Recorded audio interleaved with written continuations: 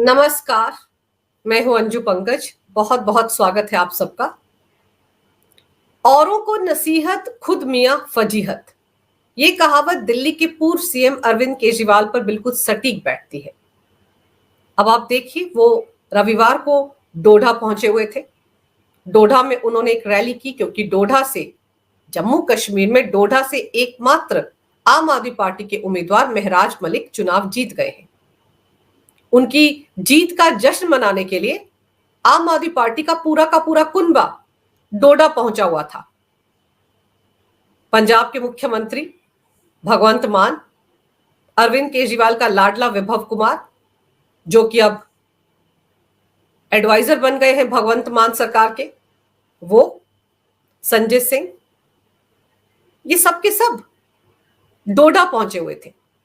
अरविंद केजरीवाल ने वहां पर रैली को संबोधित करते हुए कहा कि पहले तो उमर अब्दुल्ला को बधाई दी कि वो सीएम बनने वाले हैं, और उसके बाद कहा जम्मू कश्मीर को भी दिल्ली की तरह आधा राज्य बना दिया गया है, सारी पावर एलजी को दे दी गई है।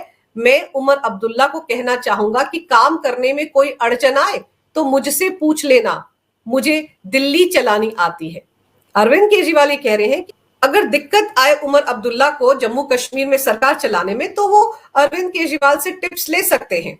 साथ ही साथ उन्होंने ये भी ऐलान किया कि ये जो उमर अब्दुल्ला की सरकार बनने जा रही है, इंडी गठबंधन की सरकार है और आम आदमी पार्टी का पूरा समर्थन है उमर अब्दुल्ला सरकार को। और जाहिर सी बात है, जिस तरह से दिल्ली यूनियन टेरिटरी है, वैसे ही जम्मू कश्मीर अब यूनियन टेरिटरी है। दिल्ली में भी सारी फैसले लेने की पावर एलजी के पास है, बिल्कुल वैसे ही जम्मू कश्मीर में भी सारे फैसले लेने की पावर एलजी के पास है। तो इसीलिए अरविंद केजरीवाल उछल उछल कर इस रैली में कह रहे थे कि अगर उमर अब्दुल्ला को दिक्कत आए तो वो उनको सलाह दे सकते हैं। क्या पता वो ये कहना चाह रहे हो कि उमर अब्दुल्ला चाहे तो उनको अपना एडवाइजर नियुक्त कर सकते हैं, क्योंकि उनको तो दिल्ली में सरकार चलानी आती है। अब कोई पूछे अरविंद केजरीवाल से कि दिल्ली की सरकार उन्होंने कैसे चलाई है, ये तो सबको पता है। दर्जन भर से ज्यादा करप्शन के आरोप आम आदमी पार्टी सरकार पर हैं। अरविंद केजरीवाल जो दिल्ली के मुख्यमंत्री थे, शराब घोटाले में फंसे हुए हैं, जमानत पर बाहर हैं। 177 दिन तक तिहाड़ जेल में रहकर आए हैं अरविंद केजरीवाल, और अब वो ये कह रहे हैं कि वो उमर अब्दुल्ला को सिखाएंगे कि यूनियन टेरिटरी में सरकार कैसे चलाते हैं। और 177 दिन तक तिहाड़ जेल में रहने के बावजूद उन्होंने अपने पद से इस्तीफा नहीं दिया, वो तो मजबूरी में इस्तीफा दिया, क्योंकि सुप्रीम कोर्ट ने ईडी के मामले में जमानत देते हुए कड़ी शर्तें उन पर लगा दी थी। ना वो सीएम होते हुए किसी फाइल पर दस्तखत कर सकते थे, ना सचिवालय जा सकते थे, ना सीएम के ऑफिस जा सकते थे। तब कहीं जाकर अरविंद केजरीवाल ने इस्तीफा दिया, और उसके बाद फिर उन्होंने हरियाणा में अपनी पार्टी का चुनाव प्रचार किया। कितनी सारी रैलियां अरविंद केजरीवाल ने की, उनकी पत्नी सुनीता केजरीवाल ने की, आतिशी मारलेना ने की, मनीष सिसोदिया ने रैलियां की, संजय सिंह ने रैलियां की। क्या हुआ? वहां पर 89 उम्मीदवार आम आदमी पार्टी ने खड़े किए थे चुनाव में, सबके सबकी जमानत जब्त हो गई। 1.5% वोट मिला है वहां पर आम आदमी पार्टी को। और मजेदार यह है कि वहां की हार को भुलाकर, वहां पर भी तो अरविंद केजरीवाल ने हरियाणा का लाल होने के नाते ईमानदारी का सर्टिफिकेट मांगा था हरियाणा के लोगों से, लेकिन सर्टिफिकेट में क्या मिला? नीलबटा सन्नाटा। वहां की जनता ने यह मानने से इनकार कर दिया कि अरविंद केजरीवाल ईमानदार हैं। एक बड़ा सा सवालिया निशान लगा दिया इस स्टेटमेंट पर कि अरविंद केजरीवाल ईमानदार हैं।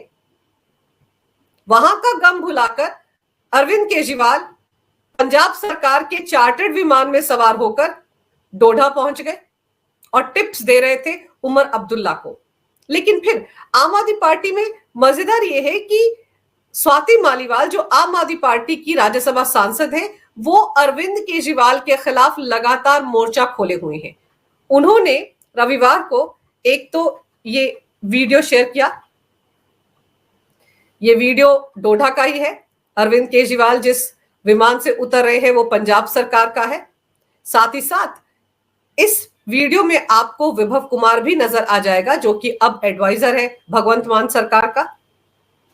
वो पीछे कहीं दिख रहे हैं, आप देख सकते हैं, ये विभव कुमार है। ये वीडियो ट्वीट किया है स्वाति मालीवाल ने, और उन्होंने जूम इन करके दिखाया है कि विभव कुमार भी डोडा गया था अरविंद केजरीवाल के साथ। विभव कुमार ही तो वो शख्स है जिसने स्वाति मालीवाल के साथ शीश महल के अंदर मारपिटाई की थी अरविंद केजरीवाल की मौजूदगी में। लेकिन अरविंद केजरीवाल की मजबूरी है कि उसको लेकर घूमना पड़ रहा है उनको अपने साथ। तो अब इसके बाद ये वीडियो शेयर करने के बाद स्वाति मालीवाल ने ये ट्वीट भी किया। उन्होंने लिखा, 3,07,00,000 के कर्जे में दबे पंजाब की जनता के टैक्स के पैसे पर उड़ने वाले हेलीकॉप्टर में अरविंद केजरीवाल अपने गुंडे विभव कुमार, पीछे सफेद शर्ट पे है जो वीडियो में, के साथ जम्मू की वादियों में घूमने आए हैं। चरण जमीन पर लगे तो आलिशान लैंड क्रूजर में बैठ गए, यानी कि उनको लेने के लिए एयरपोर्ट पर ये लैंड क्रूजर आई हुई थी। कल श्री राम के आदर्शों की बात कर रहे थे, आज अपने गुंडे को हेलीकॉप्टर में घुमा रहे हैं। बिल्कुल साफ है कि इनके मन में सुप्रीम कोर्ट का भी कोई सम्मान नहीं है। अब तक पंजाब के चार्टर्ड प्लेन में कितनी बार बैठे हैं और टैक्स पेयर का कितना पैसा इन्होंने फूंका है, ये आरटीआई में भी छिपा लेते हैं। आम आदमी कब खास बन गए पता भी नहीं चला। कहते हैं ना, जब घर का चिराग ही घर को जलाने में लग जाए तो गैरों की जरूरत नहीं पड़ती। तो स्वाति मालीवाल जिस दिन से उनके साथ शीश महल के अंदर मारपिटाई कांड हुआ है, उस दिन से अरविंद केजरीवाल के खिलाफ मोर्चा खोलकर बैठी हैं। और समझने वाली बात यह है कि जब वो इस तरह के ट्वीट करती हैं तो आम आदमी पार्टी के नेताओं की तरफ से, आम आदमी पार्टी के कार्यकर्ताओं की तरफ से ये सवाल उठाया जाता है कि अगर आपको आम आदमी पार्टी में इतनी दिक्कत है तो आप राज्यसभा की सीट छोड़ क्यों नहीं देती? आपको तो तुरंत आम आदमी पार्टी से इस्तीफा दे देना चाहिए। लेकिन यहां गौर करने वाली बात यह है कि अगर आम आदमी पार्टी से किनारा कर भी लेती है स्वाति मालीवाल, तो भी उनकी राज्यसभा की सीट को कुछ नहीं होने वाला। राज्यसभा की सीट उनके पास अगले 6 साल तक रहेगी ही रहेगी। तो अगर वो आम आदमी पार्टी में है या आम आदमी पार्टी से किनारा कर लेती हैं, तब भी उनकी राज्यसभा की सीट को कुछ नहीं होने वाला। वो है जो पार्टी के अंदर रहकर, यानी कि छाती पर बैठकर मूंग दल रही हैं। वो अरविंद केजरीवाल एंड कंपनी की छाती पर बैठकर मूंग दल रही हैं और वो ऐसा ही करती रहेंगी। अब आप सोचिए कि उन्होंने जब ये शब्द इस्तेमाल किया कि गुंडे को हेलीकॉप्टर में घुमा रहे हैं और सुप्रीम कोर्ट के आदेश का मान सम्मान नहीं कर रहे हैं, तो गुंडे टर्म विभव कुमार के लिए सुप्रीम कोर्ट ने इस्तेमाल की थी। सुप्रीम कोर्ट ने कहा था कि ऐसे गुंडे को कोई सीएम अपना पीए कैसे रख सकता है, ऐसे गुंडे को कोई अपने ऑफिशियल रेजिडेंस में कैसे घुसने दे सकता है। ये सवाल सुप्रीम कोर्ट ने उठाए थे और तब कहीं जाकर विभव कुमार को जमानत मिली थी। लेकिन जमानत मिलने के बाद अरविंद केजरीवाल ने उसे पंजाब में फिट कर दिया है। पंजाब में वो स्पेशल एडवाइजर बना दिया गया है भगवंत मान सरकार में, और कहा यही जा रहा है कि ये खेल जो है सिर्फ इसलिए किया जा रहा है क्योंकि अब दिल्ली में विधानसभा चुनाव होने जा रहे हैं और यहां पर फंड की जरूरत पड़ेगी। तो फंड इकट्ठा करने के लिए उसको पंजाब भेजा गया है। वहां पर कुछ और स्तर पर भी अधिकारियों की अदला बदली की गई है, यानी कि कुल मिलाकर भगवंत मान के पर कतर दिए गए हैं और अब भगवंत मान की सरकार को अरविंद केजरीवाल विभव कुमार के जरिए दिल्ली में बैठकर चलाएंगे। वैसे भी उनके पास आजकल करने धरने को कुछ है नहीं, सीएम वो रहे नहीं है, पार्टी के संयोजक हैं, तो अब वो रिमोट कंट्रोल से विभव कुमार के जरिए भगवंत मान की सरकार को चलाएंगे और फिर बहुत सारा पैसा जो वहां पर इकट्ठा होगा वो पार्टी फंड में डाइवर्ट किया जाएगा और फिर उसका इस्तेमाल दिल्ली में होगा। लेकिन अरविंद केजरीवाल की जो डोडा विजिट है, इसमें एक बड़ा मैसेज भी छिपा हुआ है। दरअसल अरविंद केजरीवाल अब चाह रहे हैं कि किसी ना किसी तरीके से आम आदमी पार्टी की डोडा से जो विधायक है महराज मलिक, उसको भी जम्मू कश्मीर सरकार में कोई ना कोई जगह मिल जाए, कोई ना कोई मंत्री पद मिल जाए। इसीलिए डोडा की रैली में उन्होंने कहा कि वो उमर अब्दुल्ला सरकार का समर्थन करते हैं और ये कहा कि ये इंडी गठबंधन की सरकार है। जबकि जो आंकड़े हैं वो साफ दर्शा रहे हैं कि अपने बलबूते पर भी उमर अब्दुल्ला सरकार बना सकते हैं। कांग्रेस के 6 विधायक जीत कर आए हैं और कांग्रेस ने समर्थन पत्र देने के साथ साथ ये भी फरमा दिया है कि उनको डिप्टी स्पीकर का पद चाहिए, उनको 2-2 मंत्री पद चाहिए। तो जो उमर अब्दुल्ला कांग्रेस को एडजस्ट करने में भी इस वक्त बहुत ज्यादा खुश नजर नहीं आ रहे हैं। वो कांग्रेस को बार बार कह चुके हैं कि उन्हें आत्ममंथन करने की जरूरत है, क्योंकि उमर अब्दुल्ला ने चुनाव के दौरान भी राहुल गांधी से कहा था कि उनको कश्मीर घाटी में फोकस करने की जरूरत नहीं है, उनको जम्मू में जाकर चुनाव प्रचार करना चाहिए। लेकिन राहुल गांधी ने उनकी एक नहीं सुनी और देखिए ले देकर 6 विधायक उनको आए हैं, जबकि 34 या 35 सीटों पर उन्होंने जम्मू कश्मीर में चुनाव लड़ा है कांग्रेस ने। तो ऐसे में जब उमर अब्दुल्ला को कांग्रेस को ही अपने मंत्रिमंडल में एडजस्ट करने में दिक्कत आ रही है, तो वो आम आदमी पार्टी की एकमात्र विधायक को क्यों पूछेंगे? क्या जरूरत है उनको आम आदमी पार्टी को अपनी सरकार में जगह देने की? लेकिन अगर ऐसा होता है तो आम आदमी पार्टी के लिए बहुत बड़ी बात होगी। वो तो यही कहेंगे कि देखिए हम तो जम्मू कश्मीर में भी सरकार में शामिल हैं। कम से कम जो सेटबैक आम आदमी पार्टी को हरियाणा में लगा है उसकी भरपाई तो इस बहाने हो जाएगी।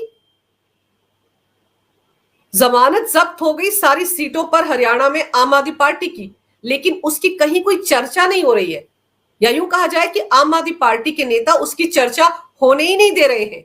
वो 4-5 सीटों का आंकड़ा लेकर बैठे हैं, जिसके दम पर वो ये दावा कर रहे हैं कि अगर कांग्रेस आम आदमी पार्टी के साथ आ जाती तो उनकी सरकार बन सकती थी हरियाणा में।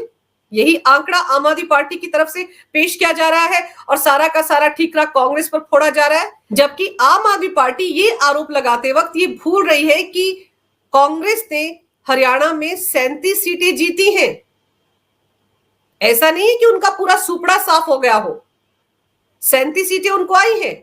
हालत बुरी तो आम आदमी पार्टी की हुई है। हरियाणा के लाल को हरियाणा के लोगों ने पूछा ही नहीं, एक भी सीट नहीं दी, जबकि वो गृह राज्य है अरविंद केजरीवाल का। जम्मू कश्मीर में डोडा में महराज मलिक जो चुनाव जीते हैं वो अपने बलबूते पर जीते हैं, अपनी पर्सनल रेपुटेशन के बदौलत उन्होंने वो सीट जीती है।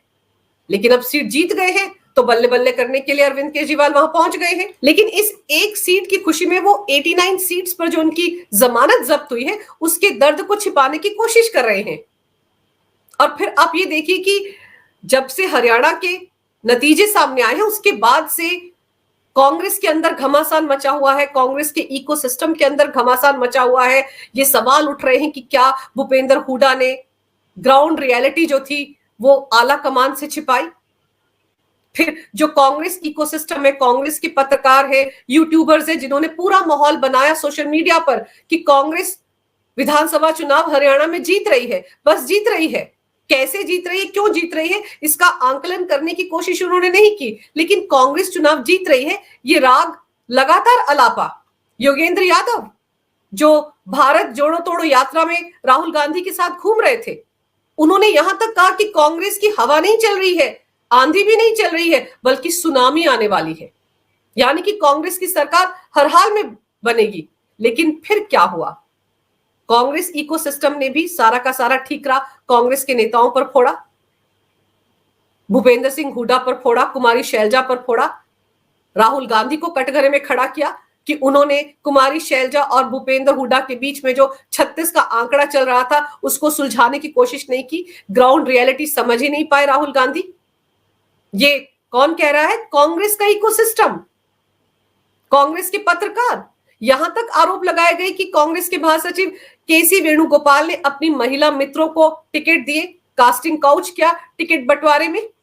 और फिर रही सही कसर आम आदमी पार्टी ने भी पूरी कर दी। उनका भी ये कहना था कि अगर कांग्रेस आम आदमी पार्टी के साथ आ जाती तो उनकी सरकार बन जाती। और अब मजेदार यह है कि इस खेल में भारतीय किसान यूनियन के नेता गुरनाम सिंह चढ़ूनी भी कूद गए हैं। भारतीय किसान यूनियन के अध्यक्ष गुरनाम सिंह चढ़ूनी ने कहा कि मैं मानता हूं कि भूपेंद्र हुड्डा काफी मूर्ख हैं। हरियाणा में कांग्रेस के पक्ष में जो माहौल बना वो हमने ही किसान वर्ग ने बनाया। ये तो शुरुआत से कहा जा रहा है कि जब 3 कृषि कानूनों को लेकर भी किसान तथाकथित किसान सड़कों पर उतरे थे तो वो जो आंदोलन था वो भी एक प्लांटेड आंदोलन था, जिसमें विदेश से पैसा आया, जिसमें सोरोस एंड कंपनी ने पैसा लगाया, जिसमें एंटी इंडिया एजेंडा चलाने वाली पूरी जमात ने किसानों को उकसाया और सड़कों पर उतारा। और अब चढ़ूनी जो उस आंदोलन के कर्ता धर्ता थे वो खुद कह रहे हैं कि हमने, यानी कि हम किसानों ने कांग्रेस के पक्ष में माहौल बनाया, लेकिन भूपेंद्र हुड्डा मूर्ख निकले, वो उस माहौल का फायदा नहीं उठा पाए। उन्होंने आगे कहा, मैं अब भी आपके माध्यम से, यानी कि जिस चैनल से वो बात कर रहे थे उनसे कह रहे थे कि मैं अब भी आपके माध्यम से कांग्रेस आला कमान तक ये बात पहुंचाना चाहता हूं कि वो भूपेंद्र हुड्डा को विपक्ष का नेता ना बनाए, क्योंकि पिछले 10 सालों में हुड्डा ने विपक्ष के नेता की भूमिका नहीं निभाई। ये भारतीय किसान यूनियन थी जिसने विपक्ष की भूमिका निभाई। तो आप सोचिए कि अभी फरवरी के महीने में भी लोकसभा चुनाव से पहले वो जो शंभू बॉर्डर पर आकर बैठ गए थे पंजाब के तथाकथित किसान, वो वाला आंदोलन भी तो प्लांटेड था। एंटी इंडिया प्रोपेगेंडा चलाने वाली जमात थी, उस पूरे आंदोलन की फंडिंग कर रही थी। उसमें तो किसान नेताओं ने यहां तक कहा था कि पीएम मोदी की लोकप्रियता का ग्राफ बहुत ऊपर चला गया है, उसको नीचे गिराना है। तब भी ये कहा गया कि ये आंदोलन सोरोस एंड कंपनी और विदेशों में बैठे खालिस्तानियों के फंड से चलाया जा रहा है, वरना अचानक से पंजाब से इतने सारे किसान ट्रैक्टरों में सवार होकर बॉर्डर पर कैसे पहुंच गए? किसने उन्हें पंजाब से यहां तक आने दिया? और अब चड़ूनी अपनी जुबान से कह रहे हैं कि विपक्ष की भूमिका तो हम निभा रहे थे पिछले 10 साल से, क्योंकि सड़कों पर तो हम बैठे थे। बीजेपी सरकार को, खट्टर सरकार जो उस वक्त थी, उसको तो हम घेर रहे थे। तो ये भूपेंद्र हुड्डा तो कुछ कर ही नहीं रहे थे। और चड़ूनी ने भी जुबान इसलिए खोली है क्योंकि वो भी तो चुनाव लड़ रहे थे और 1170 वोट ही मिले उनको, जबकि वो अपने आप को बहुत बड़ा वाला किसान नेता फरमाते थे। तो जब 1170 वोट मिले और जमानत जब्त हो गई तो चड़ूनी का दर्द बाहर निकला। कांग्रेस के अंदर घमासान, कांग्रेस इकोसिस्टम में घमासान और इंडी गठबंधन में घमासान, और अब जिन आंदोलन जीवियों को कांग्रेस ने तैयार किया था माहौल बनाने के लिए मोदी सरकार के खिलाफ, बीजेपी के खिलाफ, अब उन्होंने ही कांग्रेस के पूरे सिस्टम की पोल पट्टी खोलना शुरू कर दिया है। चड़ूनी का ये बयान ये बताने के लिए काफी है कि किस तरीके से मोदी के खिलाफ प्रोपेगेंडा करने के लिए किसानों को सड़कों पर उतारा गया, माहौल बनाया गया, और फिर उस माहौल का कांग्रेस फायदा नहीं उठा सकी। ये अफसोस है चड़ूनी को। और सबसे बड़ी बात यह है कि किसानों के तथाकथित आंदोलन, जो 2 आंदोलन हुए हैं, उन दोनों आंदोलनों के पीछे कांग्रेस का हाथ था। इसका पर्दाफाश खुद भारतीय किसान यूनियन के नेता गुरनाम सिंह चड़ूनी ने कर दिया है। अभी तो ये शुरुआत है, आगे आगे देखिए होता है क्या। अभी तो और भी बड़े खुलासे होंगे। अभी तो यही चड़ूनी ये भी बताएंगे कि फंडिंग कैसे हो रही थी उन आंदोलनों को, कहां से पैसा आ रहा था, कैसे ट्रॉलियों में भर भर कर तथाकथित किसान बॉर्डर्स पर पहुंच रहे थे, कैसे खालिस्तानियों ने उस पूरे आंदोलन को स्पॉन्सर किया, कैसे सोरोस एंड कंपनी ने पैसा लगाया।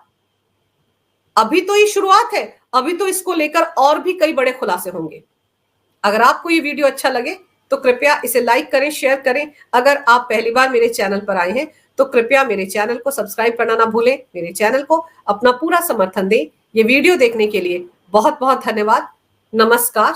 भारत माता की जय हो। वंदे मातरम और जय श्री राम।